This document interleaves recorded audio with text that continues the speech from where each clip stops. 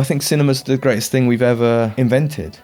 You know, there are, medicines and things like that, obviously. But it doesn't make sense. It's nuts. It's a little box that captures images, and then you put it together with sound, and suddenly an audience can forget that they're watching something that's artificial. End of Act 2, there was like a shotgun rampage, and then it escalated into a total civil war. And then at the end, it was just carpet bombed. And it was an allegory of something. At the end of the shoot, everybody disappears, and then it's me in the studio. So I spent 3 months of the winter in my studio hand processing every frame of the negative. And it was like, I'm just making another post-synced black and white film about Cornish fishermen. Couldn't quite imagine that the world was waiting. Yeah, the BAFTA speech was on the way. Yeah, exactly. Hello and welcome to the BIFA podcast with me, Joy Hunter. And me, Karis Aldridge. Each week we'll be talking to a brand new guest about their journey into film, their most inspiring cinema-going experiences, and what makes independent film so special. We've had some incredible previous guests, including Celia Imrie, Nick Mohammed, David Johnson, so please do go into the back catalogue and check those out. We have definitely been spoiled, haven't we? Truly, we have. This week was no different because we had a chat with the amazing director, Mark Jenkin. What a cool guy. I mean, he has such a specific way of filmmaking. He shoots everything on 16mm. It's a very timeless feel. It's a very distinct version of filmmaking. And it was great to get to hear about that process. Exactly. And his 3 features that he's made are Bait, which made a massive splash in the industry when it came out in 2019 and won a BAFTA. Then also Enys Men, his follow-up Horror, and now coming to cinemas potentially the week that this podcast is released, excitingly, is Rose of Nevada, starring Callum Turner and George Mackay. I think my favourite of his 3. It was incredible. Really beautiful. It's a time loop drama, which is a little bit of my Achilles heel. Oh yeah. And, it's exploring family and grief within, of course, the Cornish community, because that is his kind of trademark. Yeah, honestly, watching it in the cinema, every shot was so kind of rich and just stunningly beautiful and handcrafted. It felt like the opposite of sitting on my phone in bed and doom scrolling. It was like just such a refreshing experience to go and see it. I absolutely loved it. So just glad that Mark Jenkin exists and there's someone as quirky but brilliant as him making films in the UK. So yes, let's just get into that indulgence right now, and please enjoy our chat with the wonderful Mark Jenkin.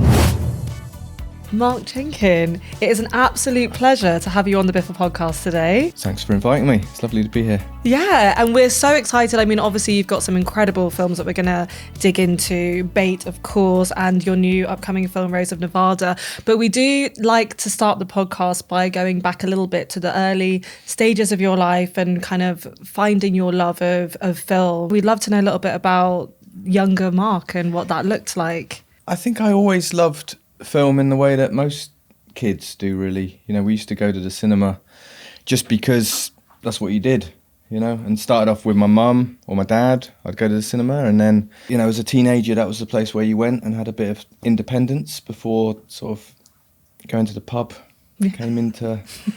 to debrief on said films, I'm sure. Yes. Nice or pub maybe debrief. skipping the films and just going to the Straight pub. to the pub, at a certain age. But Priorities were in order, Appreciate the honesty. But it was that thing, with being like, I don't know, 13, 14, 15 and going out. The cinema was the place that you went to. In the town that I grew up in, there was an amazing cinema called The Regal in Wadebridge in North Cornwall. And every Friday we'd just go to the cinema. It didn't matter what was on, Sometimes you wouldn't know what you were watching until the title came up. It was that sort of culture of going to the cinema, which we don't have in this country anymore. I know, I just don't such think anybody goes to the cinema not knowing what they're going to see, which I'm a bit jealous of. I never once thought of making films. Oh, really? So you weren't watching that and thinking, I could do that one day? I didn't realise people made films. I didn't realise, I never thought there's somebody behind the camera. I was really into things like Ghostbusters and Back to the Future and, all of that kind of stuff. Yeah. But I never once thought there was somebody behind the camera who was making the film. I just thought the film was the actors, or I didn't even think about actors. It was just I was just seeing a window of life. Yeah. You were in the world of it. Wait, yeah. Do you remember when you first clocked like, oh, this is There's like an artistry to it, yeah. Yeah. It was quite late. Later than you'd like to admit. Last year. It was while I was making my third film. This is film. I realised, Hang on. there's somebody making this film. It's me. This is the third time I've done it. Yeah, quite slow. Well, I know it was The Garden by Derek Jarman. I was still living in North Cornwall. I was doing nothing. I was sort of probably 18, 19. I was on the dole. I switched the TV on and something had just finished, and then the continuity announcer said, after the adverts, there'll be the 1990 film by Derek Jarman, shot on Super 8 and filmed in his garden. And I thought, I thought that sounds rubbish, actually, to start with, but quite interesting, because I didn't realise where he lived. I didn't realise he lived in Dungeness, and most of this like shingle desert of Dungeness was his garden. I was thinking of my garden, which was a tiny little thing, and I thought, you can't make a film. That's not cinematic. No, on a Super 8 camera in a garden. But because there was so little going on in my life, I watched it, and not only did I watch it, as soon as it started, I started videoing it. I put a videotape in and started videoing it because I thought this is something amazing here. And it starts with him sort of falling asleep and dreaming, and then you see all these people with Super 8 cameras filming, and then you see, so there's some people filming things, and then you see what's being filmed, and suddenly it's just like the whole filmmaking process just got turned inside out in front of me. And I think, I mean, to be honest, I think I'd probably worked out there were film directors before I was that age, but that was the moment where I thought I could, filmmaking could be quite simple. It could just be a film camera and something to point it at, and effectively in your garden, even though that was Dungeness, and it's a huge production value. So I think that's the moment where I thought I'd be quite into sort of doing this. And it helped that I had nothing else going on. I had a lot of time to think. I was very bored. I was very unstimulated, and then I saw this film, and it's in it, to a certain extent, blew my mind. And so that was the key moment. But I think before then, there was obviously experiences I had at the cinema that really sort of shaped me. And a lot of them are to do with being traumatized, I think. Oh, okay. Remember Tell my us dad? more. Yeah, my dad took me to see Crocodile Dundee. Okay. Yeah. Which wasn't the film that traumatized me. I was going to say. Because we couldn't get in. Okay. Because it was a 15. Right. Incredibly. I was like 13 or 14 or something. And so we weren't allowed in. But they just converted the balcony in the cinema, from what I can remember, into screen 2. And so they said to my dad, there's screen 2. You could go and go and see that film. And he said, what is it? And it was The Mission. Oh, yeah. Which unbelievably is not a 15. Crocodile Dundee was a 15, but The Mission wasn't. Right. With just so much death in The Mission. Yeah. And people sort of going over waterfalls on crucifixes and all this kind of stuff. So we went to see that instead. And I think that some of the images in that film, I don't know if I've even seen it since, but some of the images in that film are like seared into my brain. And that really, really did stay with me. And it was one of those films that I think maybe the first film that I saw at the cinema that it carried on playing in my head when I left. Yeah. It didn't finish with the credits. They're the films that I like, the ones that play forever in your mind. And sometimes it takes years for you to even realise whether you like the film or not, because you have to play it in your head so much to kind of get sense of it. And so, that was The Mission. That was a big one. I've now got a sliding doors moment of like, if you had got into Crocodile Dundee, and maybe you'd be a very different filmmaker. Yeah. What's that idiot doing now? Yeah, I kind of want to know. Yeah. He probably isn't making films. Maybe just running around the tube with a knife or whatever Crocodile Dundee was up to. Yeah, really, literally, yeah. Amazing. But we know that in school you were bunking off a few lessons and ending up in the photography department. Yeah, so I was doing a biology A-level. I really liked doing biology at school. And then I did the A-level, and it was really hard. Yeah, so I used to skive off, and I used to go down to the tech college next door to the sixth form college, where my mate was doing photography, and I used to hide. During my biology lessons, I used to hide in the darkroom where he was printing. And he like put me to work printing for him. So he would expose these images on the enlarger, and then he would put the paper in the developer, and then he would say, just rock that book backwards and forwards gently for a minute. And then I saw these pictures emerging, and that was like, I really sort of was under the spell of photochemical photography from that moment. And I got quite good. I learned how to print quite well. You know, I was quite good at it, the timings and all of that kind of stuff, and very, very diligent in the way it was done. And then one day the photography tutor came into the darkroom, and he'd seen me around, and he just said to me, "Are you on this course?" And I was like, "No." And he said, "Well, you can't just hang around here if you're not on the course." And so I was going to leave, and he said, "But you can be on the course. We just need to do the GCSE, and the GCSE is, you know, by now it was kind of almost the end of the academic year." And he said, you can do the GCSE in a few weeks, and if you pass the GCSE, you can do the A-level. So I quickly did the GCSE, and then went and did A-level photography. And then really, that was everything to me then. I got a film camera. And what was your first film camera? Do you remember? It was a Pentax Program A 35mm. Still in my studio. It's totally seized, but it's hanging on the wall in my studio. Nice. Along with the first photo that I ever took for a crit. And the photography tutor put a piece of string across the room with clothes pegs on it, and you'd come in every Friday with an image you'd taken, and you'd hang it up, and he would sort of go through each picture and point at it and talk about it, and then everybody else would pitch in and say what they thought. Oh wow, it's proper art school vibe. Yeah. So my picture was there, and he went through everybody's photos, and he was saying, "Oh, this is good, and this, you know, composition and blah blah blah, and this is well printed," and people would say, "Oh yeah, I like that one," and my one was last, and I thought maybe he won't talk about it because it's just the kid who's doing the GCSE. And then he just went, "I want to talk about this picture. This picture is, you know," and he totally dissected it, and everything he said about it was positive. And it was a picture of a black and white bollard that you have on the side of the road on an abandoned airfield up in North Cornwall.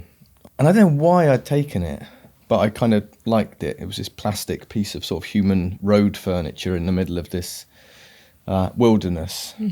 But he just was really complimentary about it. And I just thought, oh, wow, maybe I can do this. And he was talking about composition. And he was saying, the composition here, this works because this line is here, and then this is there, and then you've got a highlight there, and your eye goes that way, and it goes into the distance, and all of this. And I was just thinking, I've got no idea what he's talking about. But he was saying about how great the composition was. So I thought, oh, amazing. Well, I'll study that and really work on composition. And I think he said to me, you don't need to study it. You can do it. Yeah. You know, some people who are really good photographers, you know, they have to think about composition stuff. But he said the fact you can't explain what you're doing is kind of quite good. Yeah, you're like just naturally doing it, gifted. Yeah. Well, you're doing it instinctively rather than thinking about it. Yeah. And him saying that was the thing that really, really gave me, I don't know, you just sometimes have those teachers who just say something to you, and maybe it wasn't a big deal to him, but I kind of think about that all the time, you know? That was just such, if he hadn't said that, then maybe I wouldn't have felt so energized about it all. And then the other tutor really inspired me in a different way, because I started taking these photographs, and then I wanted to like tell narrative stories with the photo. So I used to shoot photo sequences, almost like sort of cartoon strips, but of just people, of movement and stuff. And some of them were really specific. So it might be like 10 shots of somebody just walking across the room, and they were all very similar. And he said to me, he was like, yeah, they're quite good, but I think what you're trying to do is you're attempting to reinvent film that was actually was invented about 100 years ago, and you don't have to sort of reinvent it. What you need to do is get yourself a film camera, which will take 24 still images a second, and when you play them back, it will give the illusion of movement, which seems to be what you're trying to do. So he encouraged me to buy a Super 8 camera, and I shot one roll of film on it. And I think that must have been around the time that I first saw The Garden. So that when I saw The Garden and the continuity announcer said it's shot on Super 8 in his garden, my thought was, well, I've got a Super 8 camera and I've got a garden. There we go. Bish, bash, bosh. I could have a film on Channel 4 one day. Yeah, you never forget those teachers and what they sort of unlocked for you. Good advert for keeping arts education in schools. And just feeling validated and seen, I think, in that moment. And that is the thing that kind of like, pushes you forward and gives you that momentum to like indulge in your passions, which is amazing. Yeah. Yeah, well, it does. It's at that time where you don't really know what you're doing. You certainly don't know what you want to do long term. But if somebody says to you, you're good at this, then it's amazing. Yeah. I do think about that all the time. Yeah. And that instinctual way of filmmaking has obviously now become such a trademark of what we now know to be a Mark Jenkin film. What, in your own words, would you say is what are the elements that basically make you the quote unquote Nigella of filmmaking, as you once called yourself? Yeah, I don't understand how I got into that sentence. It's a perfect sentence. Yeah, I think it was when you were using different developing fluids. Yeah. And then you self-described as the Nigella Lawson of indie film, which is one of our favourite quotes we've ever come across. She was the first sort of chef that popped into my head for some reason. I went on a bit of a trajectory that most people go on, which is you start using very basic equipment and working in a very basic way, and then something inside of you says this isn't proper filmmaking, you've got to do this in a more sophisticated way. And that combined with sort of going to university and studying production, and I don't think it's necessarily the fault of the institution. I think it's actually the students who get so obsessed about, we want the latest camera, we want the next bit of technology and all that kind of stuff. And I think it's a lot of time it's something good. Certainly for me and my group, it was something to moan about. Why aren't we using that why hasn't the university got those cameras and that camera? And now I think back and think the best thing that any institution could sort of give students is like to stop them from using too much equipment. When I was at university, it was like 95 to 98, so it was like just when the digital film had kind of died out as a sort of amateur format. But there wasn't anything good enough to replace it, or there hadn't been for a few years. There was like high 8 video and things like that. And then that mini DV came in, and that sort of changed the independent filmmaker world completely.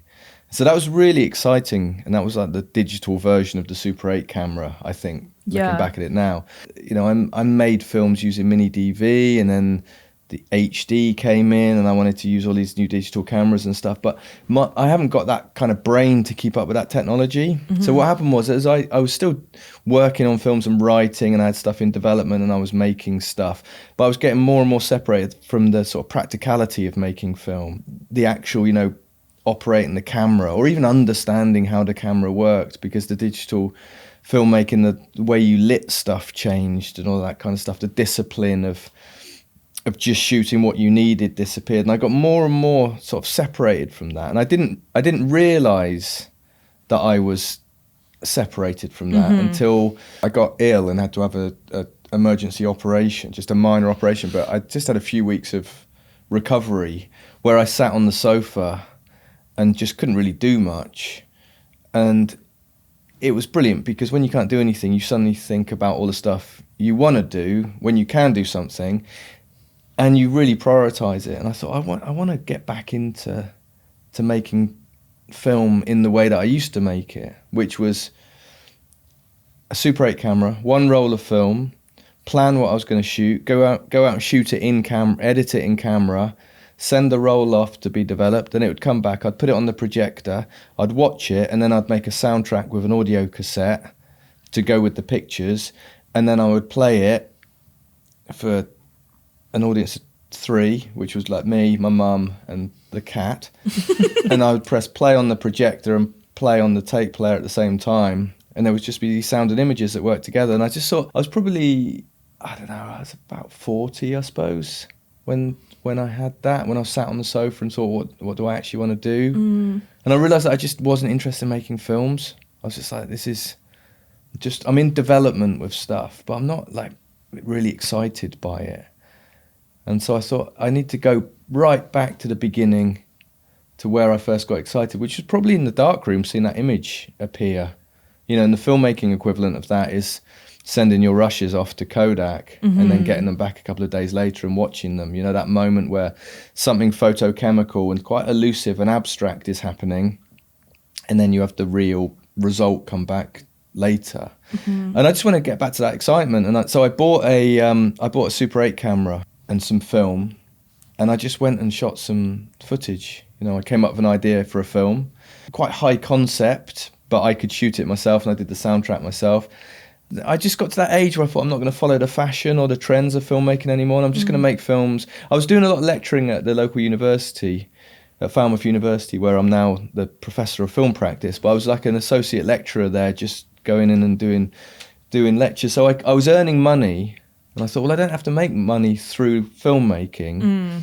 I'll sort of stop thinking of that as a living and just have that as my sort of passion, and then I'll do the teaching to earn money. And the teaching was really great as well, because I was engaging in film theory, so that was really informing the work I was making.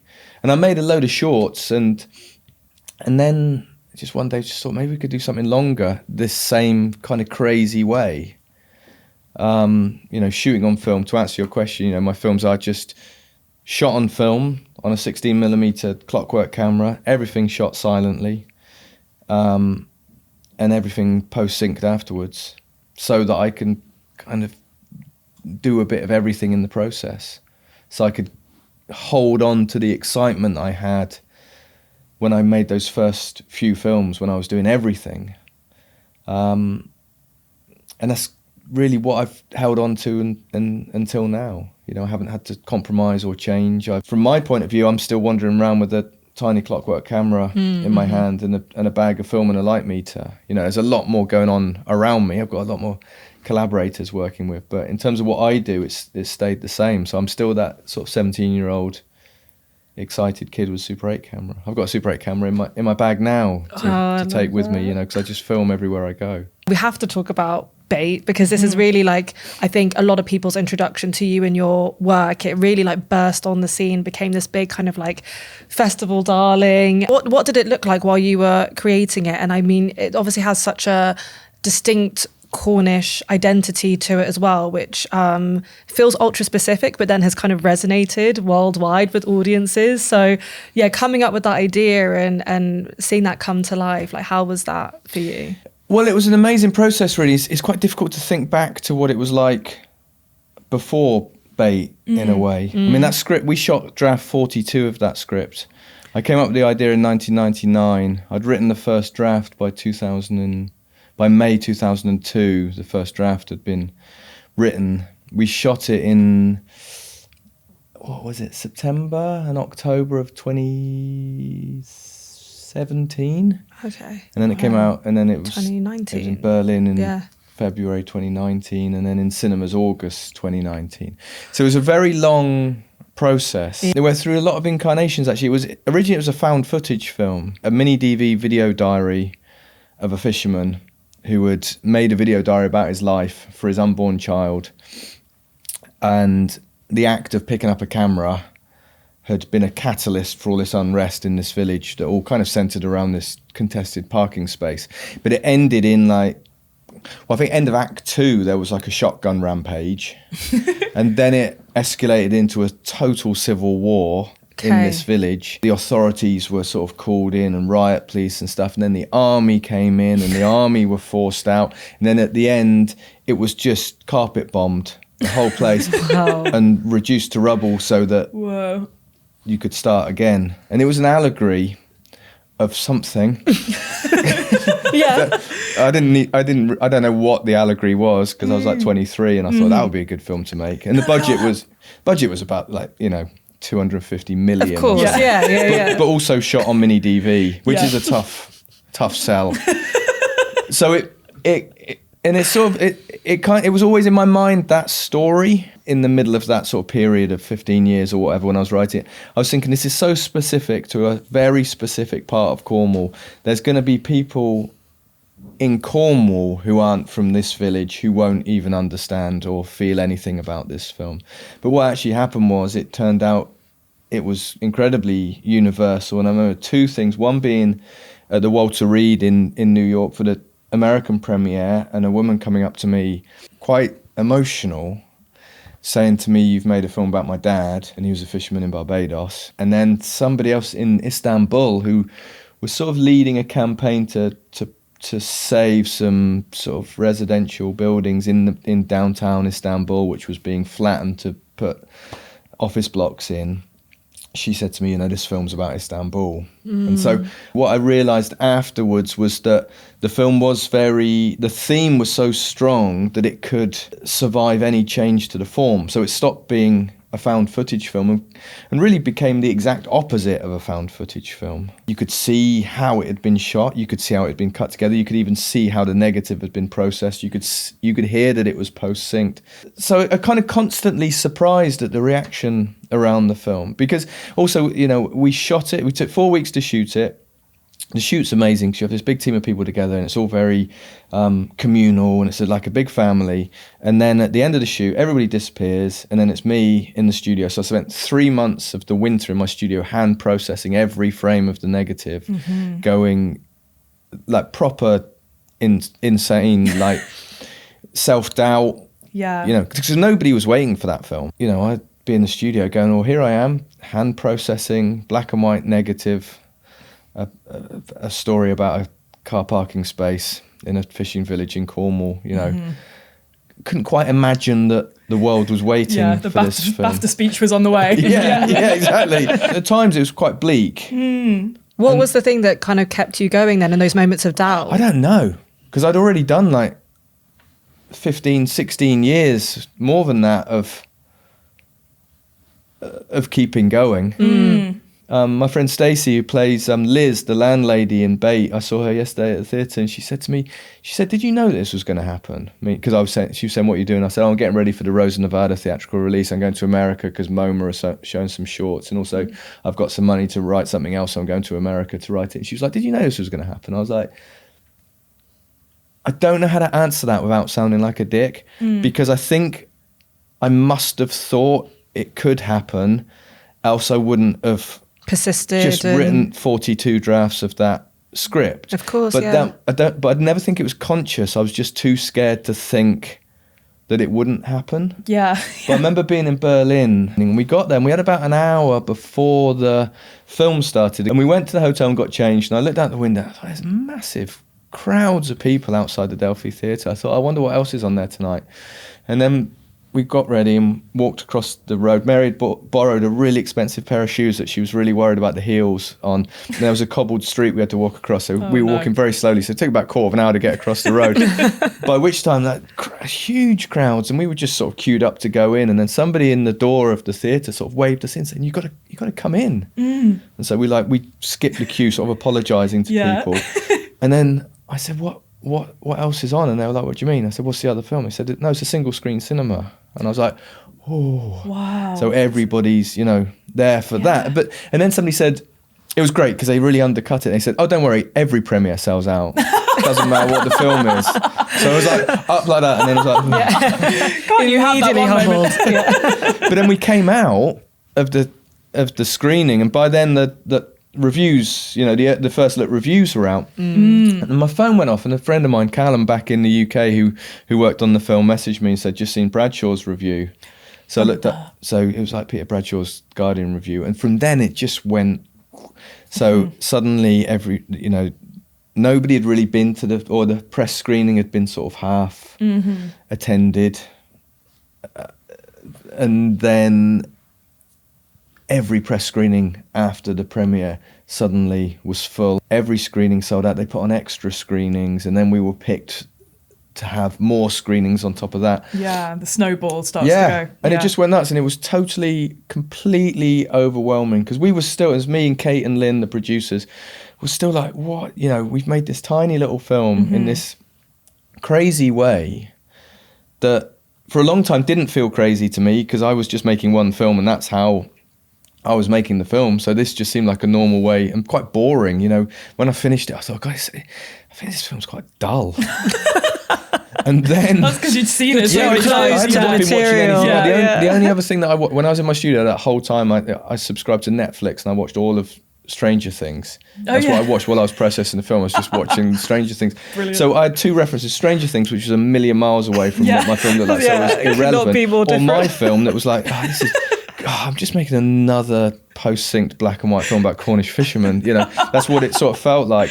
But then in Berlin, people just went crazy for it. And we were sort of, you know, recognised in the street and stuff. And then we got the train back, and then I remember we went and had a pizza, and then we did a Q&A that ran to about 11:30 at night. Straight from there, we then kind of ran to the train station. You know, we didn't have anybody looking after us or anything. So me and Mary ran to the train station. We were sat getting the midnight train out of Berlin, sat on our bags, like just cross-eyed and dazed. And I just remember saying to Mary, something's changed. I don't know what it is, but something's happened here, which is quite difficult to know when you're in the eye of that. It's like, because when you're at a major film festival, it's like the most important thing in the world. And then you get home and you speak to your friends, they never even heard of it. But even though we were right in the middle of it, it did feel like something was sort of changing. And I think that was that. I mean, it was lucky, because I know Peter Bradshaw said, I know that he wasn't very impressed with that first week of Berlin, and so I think our film stood out. And maybe he wouldn't have watched it if he hadn't have been so sort of bored with everything else he'd been watching, because he was doing his vlogs from Berlin, and he was all very negative, and then suddenly he was like, but I have seen one thing that's interesting. I remember on the ground, I was there, and it's like, it's incredible when you get that word of mouth, because it spreads like wildfire, and everyone's like, have you seen it, and it really, that you're totally right, there is such a kind of incredible energy around a film when it gets that reception. It's interesting you say like that you're crediting so much to Peter Bradshaw. How much does that element of it, does that affect you? Is that something that like you take a lot of heat out of, or like, is it important to you? I love film critics at the moment. Right now, up to now. But I do like, you know, they're much derided, and I also think, you know, to a certain, some films are kind of critic proof. You know, some critics can sort of totally slag a film, and of course it's still going to make X amount of money. But for the type of films I make, critics are really important. And I kind of watch films like a critic. I'm a right dick when I'm watching films, in terms of, you know, I'm not saying that the critics are dick, but I'm a bit of a dick in the way that I watch films as if I'm going to sort of like publish my thoughts about it. I do watch films critically like that, because I'm always thinking, not that I'm like competitive with other films, but I mean, my films quite often talk to other films. You know, I can't help but be influenced by other films. So because I think I think cinema's the greatest thing we've ever invented. You know, I think it's the greatest thing humans have. You know, I mean, there are, you know, medicines and things like that, obviously, but I don't want to downplay that. But in terms of, you know, what a thing that's been created, and it doesn't make sense. It's nuts. It's a little box that captures images, and then you put it together with sound, and suddenly you can an audience can forget that they're watching something that's artificial. So I'm very aware of other films and how other people view other films, and how my films sit within that. Like at the moment, I'm writing this road movie that's set in America, which is a British protagonist, but an American road movie in the 70s. And I'm going to the States tomorrow to do the trip as a research trip, because what I'm doing at the moment is writing the story, and it's got to be a universal story, but it's got to be in a specific context. So at the moment I'm writing this very universally themed story, but as I'm writing, I'm starting to put it in this context, and the context is rubbish, because it's just based on other films that I've seen. So like, I know that if I write this without doing this trip, every car is like going to be a Cadillac. Every dialogue scene is going to be in a diner. You know, all of this kind of stuff. So on one way, I'm really engaged with other films, and that's to the detriment of work sometimes. So I do, you know. So I'm thinking critically. So the way that people are sort of receiving the films is really important. And I'm not one who sort of pretends they don't read their reviews. I mean, I read every review on Letterboxd. Yeah, I don't believe that they don't read the reviews. Well, actually, It I just know. must be really hard. There's a lot of noise, isn't there? I know actors who genuinely do not look at Really? anything. Yeah, That's amazing. I struggle I couldn't to do that. I struggle to. I don't. I'm not questioning directors who say they don't look at reviews, but I struggle to understand how they cannot look at reviews. Yeah. And they really affect me. In Berlin, it was all coming through Twitter. You know, when Twitter was fun. Yeah. There was, my phone just went crazy in Berlin, and I was getting atted into all of these tweets by people that I didn't know, and I hadn't had that before. And there was one guy who just put a tweet up saying, if you're going to see one film in Berlin, then make sure it's Bait, and it sort of atted me in it, and it popped up, and it just caught me at a time where I was like, everything was so overwhelming. I just had a total sort of breakdown over it. I remember being in the hotel and Mary, she was getting changed and I was sort of waiting to go. She said, I'm nearly ready. And I sort of said, okay. And she was like, you all right? I was like, yeah. She said, what's going on? I said, I don't know. Just read the tweet and I feel really happy. But I'm looking at myself in the mirror and I feel really sad and I think I'm about to cry. She just came through and I just absolutely, and that was, really and it was a guy, overwhelming. German guy, and I remember he had like 15 followers on Twitter. Which isn't a criticism, but it's like, he's just putting that out into the world. And then to sort of like the bookend that, when we were in Venice, I really love Guy Lodge's writing. Yeah. And I always, wanted him to, because I just love the way he writes about films. I thought I'd love him to write about one of my films. And then we were in Venice. So I was there with George Mackay, Callum Turner. Yeah. For Rose of Nevada. Yeah. Yes. And we'd done all the press for the day. They'd gone, and I was just in the press centre doing the last interviews on my own. And as I came out of the interview centre, my friend Neil Fox, who from Falmouth University, sent me a message saying, have you seen the Variety review? And it was Guy Lodge. Oh. And I was like, and I just stopped in the middle of everybody, and I didn't know anybody, people milling around, and I just read the review, and it happened again. Just started crying, and I was just stood there in the middle of this place, just crying. And so, I can't be doing this. And I thought I should have just walked off, but what I thought I'd do is hide the fact I'm crying by laughing. So now I'm Just crying, like a maniac. crying and insane, laughing on my own. And then some way to check on that guy. And then I made another weird decision, which was just like to sprint off in a sort of dead straight line towards the beach, where I sort of met up with Mary, and she was like, what's happened? I was like, I said, no, let's not talk about what's just happened, but here's the review from Guy Lodge. And that was amazing. That was really nice, and it seemed to be the mirroring of what happened in Berlin. Yeah, and it's kind of a release of all of those hours of processing and all of that work. Finally, you sort of break through, because it must be. I'm quite interested in the life of a filmmaker, because you. Yeah. Well, I would say this is my favourite bit of the filmmaking process. Is talking about it. Yeah. Because it's done. Your work's done. This is the best bit. This is the fun bit. I love this. Yeah.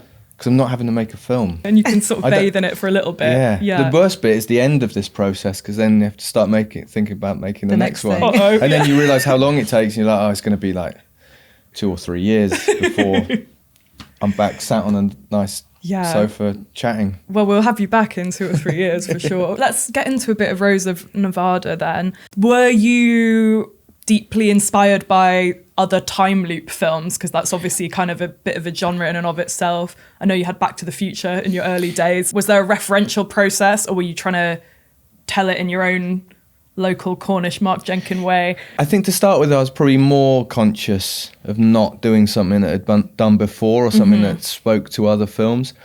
But I think the time travel element is not really key to the film in a way. I don't want to get into sort of too much quantum physics. Yeah. Because you can get bogged down. Because it just seemed like that would be a lot of reading to have to do. Flux capacitor and all that. Or have an exposition. To explain fountain, exactly. A scientist who could explain it. And I thought with my films, it's always about not explaining things. So straight away you don't have any exposition like that, which was great because it really let me off the hook, and I didn't have to read any sort of the way that time travel may or may not work. Because I was writing it during the pandemic.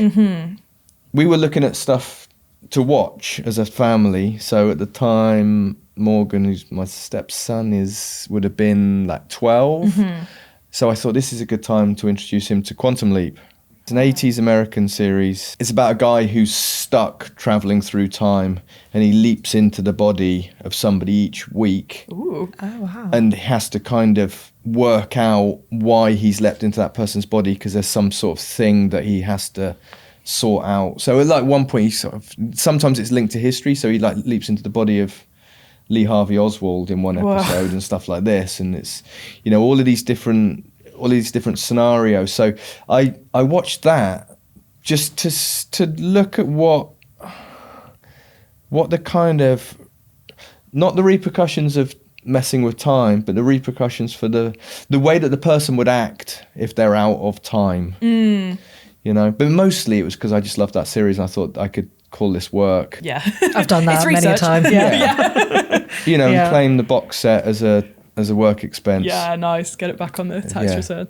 But there's an indie filmmaker. If anybody from HMRC is watching, I don't want to be audited.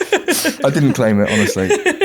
And then there was a 1990s TV series called Goodnight Sweetheart. Ooh. I don't These know are all that. going over your head, aren't they? Which starred Nicholas Lyndhurst. Oh yeah. Which was, as a kid, I just loved it. He found this sort of alleyway in East London, set in present day, and one day he took a shortcut down an alleyway, and he was in London of the Blitz, and so he lived these two lives. He could always go down this alleyway and be in the Blitz, and he had little jokes like and then he sort of falls in love with a woman who owns the pub, and starts having a relationship with her, despite being married in the present day, which is all played for laughs, weirdly. Yeah. Wouldn't happen today. But he would sit in her pub and play the piano, and he'd play Beatles songs. Everybody go, oh, amazing Beatles songs, because he's, which is a bit like Yesterday. that movie, Yesterday. Yeah. Yesterday's the poor man's Goodnight Sweetheart. But then in Quantum Leap, there's another real sort of moral question, because this guy is leaping into the body of somebody else and becoming them. Yeah. The people in that person's family think that it's the original person, and then quite often he would then be having like a sexual relationship with his partner, which is like throws up issues of consent. Yeah. Which there is in Rose of Nevada. Well, I was about to say, yeah. Possibly a big issue at the heart of the film. Yeah. And I like that a friend of mine, Brett, said to me,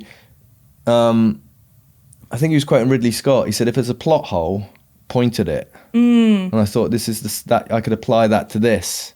If there's a moral issue, point at it, which is why you have that scene where he tries to bring it up and she shuts down the conversation. Yeah. To have some ambiguity about whether she really does know. Yeah.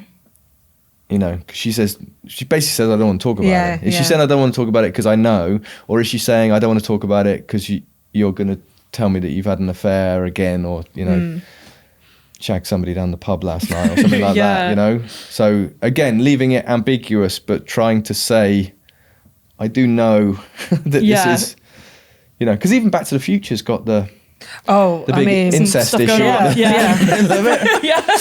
The glaring incest, Yeah. It's not easy, the morality of time travel. No, but I'm glad someone said it. Have you ever watched Johnny and the Bomb? Are you aware of this? No. It is a CBBC 3-part adaptation of a Terry Pratchett novel. Oh, wow. Leaping back in time to the Blitz, starring a young George Mackay. Really? Yeah. You never told me that. That was one of the first things I watched when the CBBC were like making really quite challenging, interesting children's TV, and had a big effect. Maybe that's on me, why he didn't have any questions when he read the script. He was probably like, got it. Completely. Yeah. He's like 12 in it. It was like one of his first roles. No way. Yeah. Oh, I'm going to message him about that in a minute. So do quiz him on that one. But talking of time, one thing that kept coming up for me through watching Rose of Nevada was this idea of nostalgia and the sort of the good old days, whether the good old days ever existed or are they a fantasy. And I think you are even though there's a sparseness to the film, and there's, you know, you don't, as you say, like to explain what everything means and is, and you're not sort of throwing a philosophy down people's throats as they watch it. But yeah, can I ask you what nostalgia means to you in the context of this film? Because there was some interesting, I mean, there's a political edge to what's going on in the town. Well, I don't believe in the good old days. To quote the Libertines, there are no good old days. These are the good old days. And everything from the past, there's no past and there's no future. All we have is the present. And the past is a remembered thing that we invent in the present every time we try and think of the past. And the future is just a projection of where we are in the present, you know, based on hopes and fears and everything like that. It's dangerous to talk about good old days. Yeah, because there's certain political movements who are looking for a return to the good old days, which are like, you know, and it never existed. Again, it's a construct of the present to serve an agenda. Or, you know, whether it's bigotry or, I mean, it's usually financial. You know, there's some value in creating something that never existed to try and get people to buy into it. But having said that, as a Cornishman, there's a thing called hireth. The word in the Cornish language, hireth, hasn't got an exact English translation. It's very difficult to translate it. The Welsh have it as well, and it's hiraeth in Welsh. In very basic terms, it sort of alludes to a feeling of longing for home. And quite often it's linked to the diaspora. So like the Cornish and the Welsh have got a similar diaspora, and the Irish, you know, leaving homelands to go and find work. So it's kind of like a homesickness, but it's not necessarily to a place. It can be to a person or a time or a feeling. It can be anything. It's very difficult to explain. And again, it's got a little caveat in it that you're sort of like trying to return to something that may have never existed. Yes. So it does allude to the fact that there may be nothing, the past can't exist. It's just a construct of the present. So I think all of my work is linked to that. You know, and there's a brilliant poem by A.E. Housman taken from Shropshire Lad, which, you know, he's an Englishman, but he really captures, he lived on the borders, the English-Welsh borders, so I think he's buying into a bit of hireth or hiraeth in the Welsh language, which is the blue remembered hills poem.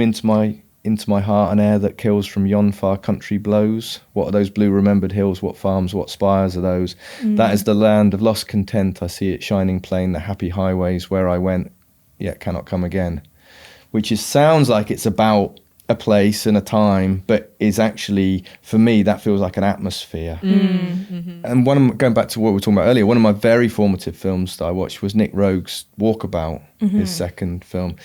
And that film is about sort of lost innocence and these white kids from urban Sydney being lost in the outback and being guided sort of back to safety by an Aborigine boy. And it's kind of like these very sophisticated kids who are lost in the outback meeting this kind of Aborigine who they think is very sort of dangerous and sort of like, you know, unsophisticated. And actually he leads them back to, you know, and through the journey, they sort of realise that the city is a loss. It's not progress. It's the opposite of progress. And the wilderness was the, you know. But Nick Rogue used that poem at the end of the film. So I saw that when I was very young and kind of went in. And that really made sense of how I feel sort of about Cornwall and where I'm from and childhood and growing up. And it is kind of linked to nostalgia and a melancholy, but like a melancholy that's sort of enjoyable. Like a weird, an enjoyable sadness. Enjoy-a-colly. I think it just makes you think, it just reminds you that you're alive. Yeah. You know, when you're feeling something and you go, oh God, this is, you know, it's worth it. This is amazing. We're all a fluke. You know, we're all a fluke that we're here, and we're a collection of atoms stood on a rock falling through a vacuum. And look, and we've invented cinema. Yeah, you know, what are the chances? And I hesitate to use nostalgia because it does feed into, you know, sort of the subtext of a Reform Party pamphlet, and it's just like that's not it. That's not it. But it's kind of. it's not political. But then on the other hand, you look at Rose of Nevada, some of it is political. But because the film moves backwards in time, I can make a political statement without it feeling really overt. Yeah. And without me even realising I'd done it. Yeah. Because like in the present day, you have a Cornish village high street and you got a food bank there. Yeah. And of course you got a food bank there. Because everybody's got a food bank. Yeah. That doesn't stick out.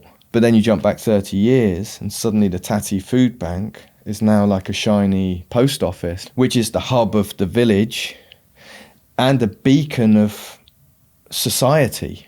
The post office, the place where back then, before it was sold off, but that's gone. Yeah. In the name of progress, it had to be sold off, And now we haven't got a post office. Yeah. We haven't got a post office where I am. We have a post office van that comes around once a week, and that's it, The pub is kind of there as that as well, as a sort of centre of the community and a sign of prosperity. The pub is a very handy thing to show either prospering or struggling, shows where we are, and also shows not just a financial thing but also like a community thing.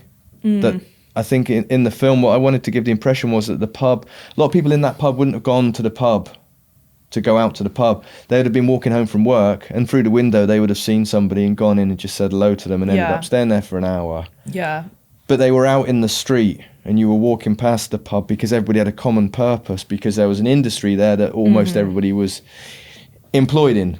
It says in the film there's like 5, for every fisherman there's 5 people ashore relying on you, because there's all those supported industries and stuff. So it's quite idealised and it's simplified, but that's what I was trying to get at. Yeah, but George Mackay's character, he doesn't love that. Like that feels like a pressure, and you can see it kind of felt like, I don't know, people will have different readings, but I felt like it was, as you say, it was a plot hole. It was what you were going back to was the fantasy of it, not the actual thing, maybe. Yeah. And he saw through it, and no one else was ready. Yeah. And there was something quite I really enjoyed about the film, showing a sort of small town, close knit community as being both idyllic but also quite stifling at times. Yeah, well, that character's me, basically. Yeah. When it's on the page, that's me. The protagonist is always really me. And everybody in the film's me, because I can only write from my point of view. He's somebody who really has always grown up in strong communities and loves community, but also is quite introverted. So sometimes is anxious around big groups of people, but sort of drawn to the idea of communities. And there's quite a lot of me in that. But also, there's 2 things going on. It's like, one, the pub's suddenly full. He's never seen the pub full, so he's thinking, what is going on? Also, as an introvert, not only would it be the shock of that, but also he might not have the skills to be able to deal with that, to have all these people talking to him and stuff like that, So, yeah, it's not...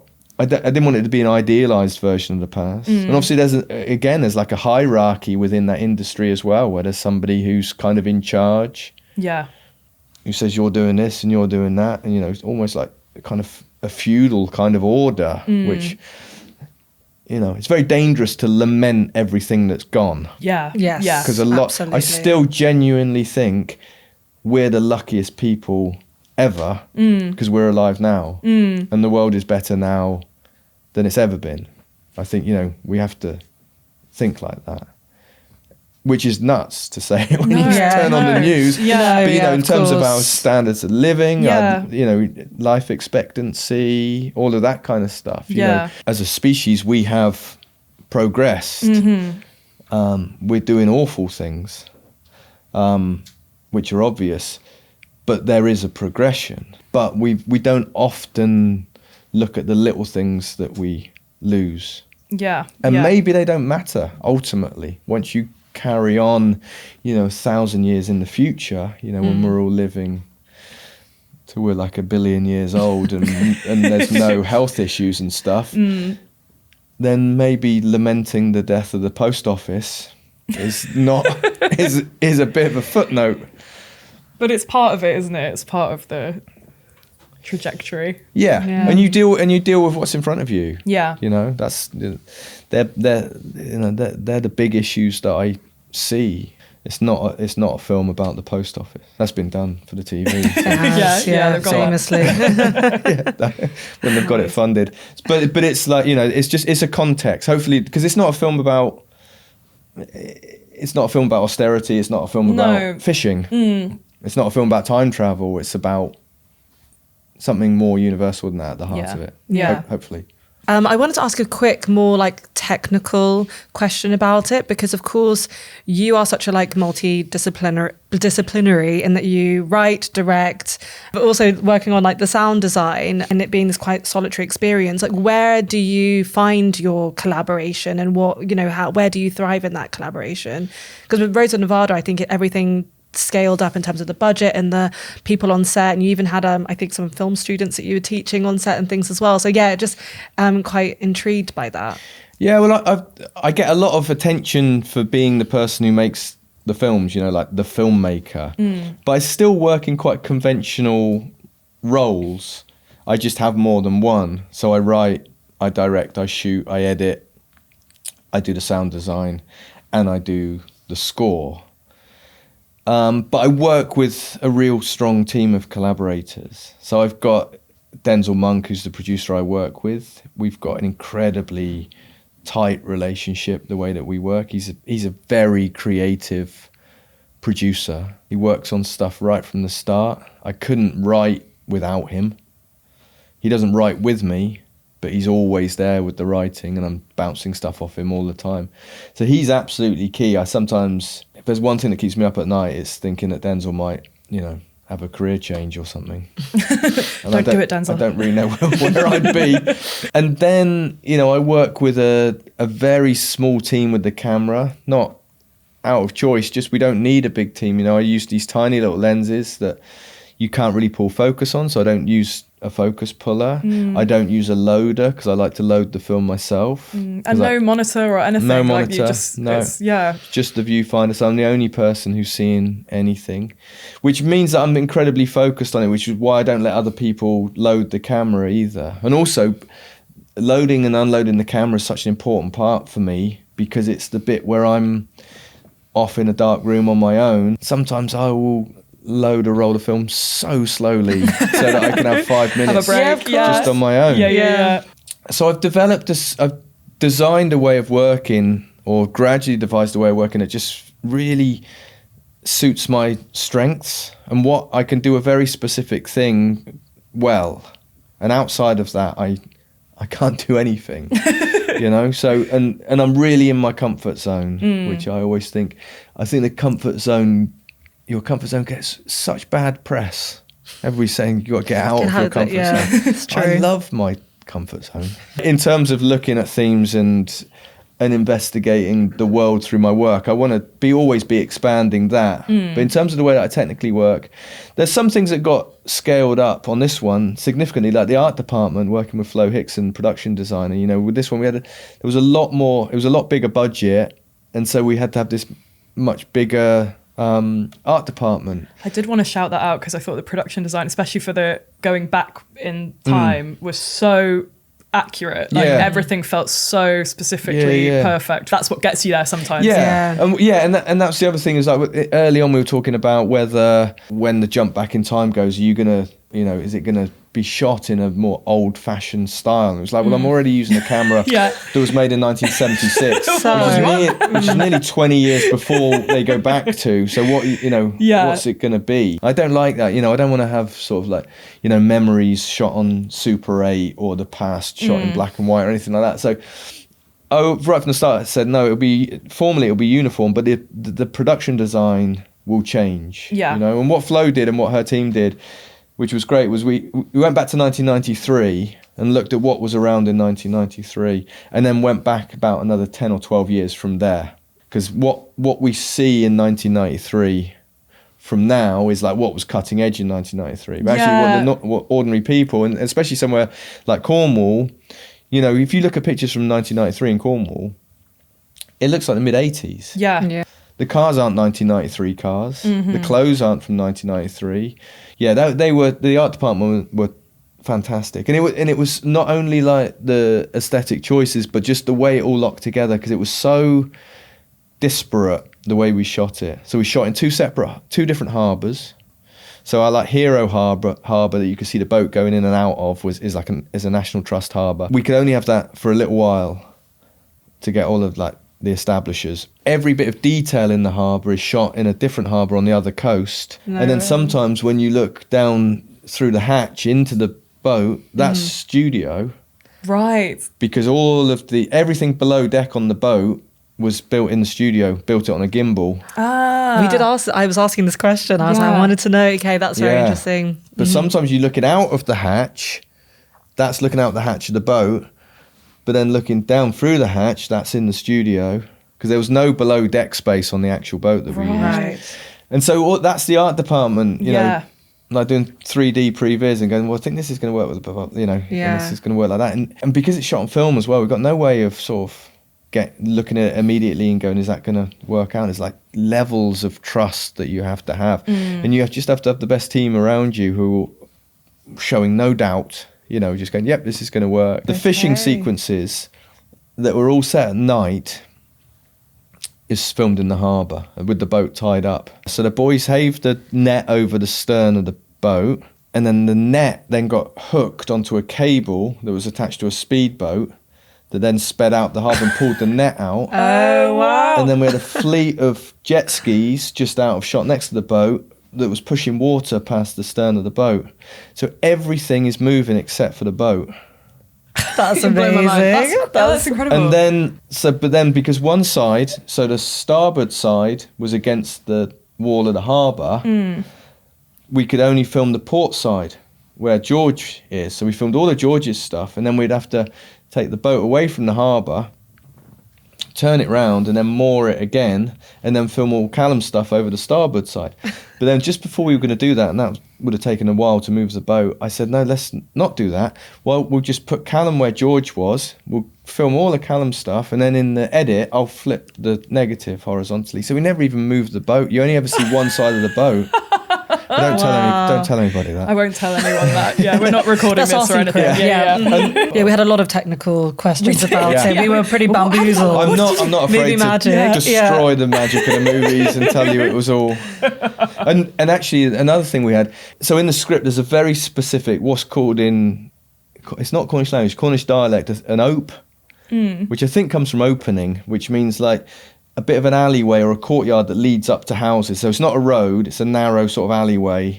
So the two cottages in the film where the Richards live and then Luke and Emily live next door, I had a very specific idea that would be a West Cornwall ope. They've always got lots of houses that use them for access. And it's very difficult to get permission from everybody, especially if you're, you know, half of them are now holiday lets and Airbnbs. So the issues of bait were coming up to annoy, it was make the Rose of Nevada filming difficult. Imitating life. I said, we're going to have to build it. In like 4 or 5 days, they built that whole studio set. We filmed all of the stuff out the front there in one afternoon. But the last thing we shot is when he gets manhandled into the house because the set was starting to rock a little bit by that point. I remember filming that and I could hear the music from the rap party starting to play, which was in the studio because the DJ was sort of like testing the levels, and we were still, it had been that late in the process. We shot it and we called a wrap at the end of the shoot, went into the studio and we had a big group photo taken, and then there was this, about 2 minutes after the group photo was taken, just heard this crashing sound and went out and they pulled the set down and it was gone again. And that was the time when I thought, this has scaled up, that we did have the resources to go, we can't find that location, let's build it. You know, which is like something that I thought, you know, it's what people in Hollywood say. To have that luxury. So in one hand, day to day, I don't do anything different. You know, I'm still moving I've got all of my camera and flight cases, I'm moving it around in a wheelbarrow from location to location, which is what I tend to do.